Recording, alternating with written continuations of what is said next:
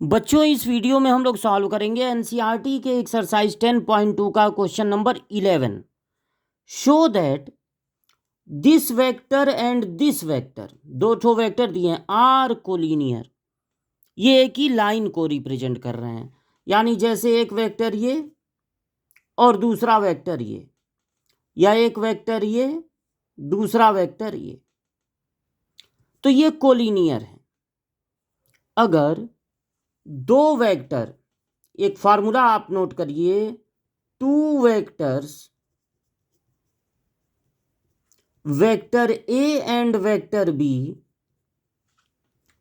Will be collinear if उन दोनों को डिवाइड करने पर एक स्केलर क्वांटिटी मिले। मतलब वेक्टर पूरा कैंसिल हो जाए, आपको एक स्केलर क्वांटिटी मिले। तो यहां पर जो पहला वेक्टर दिया है, अगर उसको वेक्टर ए सपोज कर लें और इसको वेक्टर बी सपोज कर लें,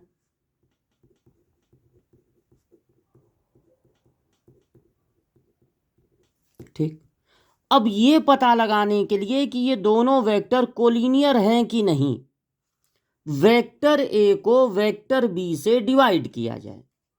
तो 2 केप्स आई माइनस 3 केप्स जे प्लस 4 केप्स के को डिवाइड करना है माइनस 4 केप्स आई प्लस 6 केप्स जे माइनस 8 केप्स के।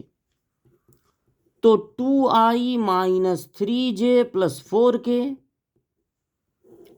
अब देखिए नीचे से आपको -2 कॉमन दिख रहा है। देखिए 4, 6 और 8 में क्या कॉमन है? 2, और माइनस है, पहला पहला माइनस में है, तो -2 कॉमन ले रहे हैं। अब यहां पर बचेगा 2i, जब -2 से डिवाइड करेंगे -3j, और प्लस यहां पर बचेगा 4k। ये दोनों देखिए ऊपर नीचे से कैंसिल हो गए, बचा -1/2, जो कि एक स्केलर क्वांटिटी है। केप्स आई, केप्स जे, केप्स के पूरी तरह से कैंसिल हो गया, यहां पर एक स्केलर क्वांटिटी बचा।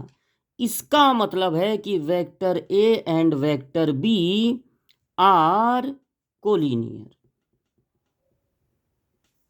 दोनों को डिवाइड कर देना था। डिवाइड करने पे अगर आई जे के वाले सारे कैंसिल हो जाएं, तो इसका मतलब है कि ये जो दो वेक्टर हैं वो कोलिनियर है।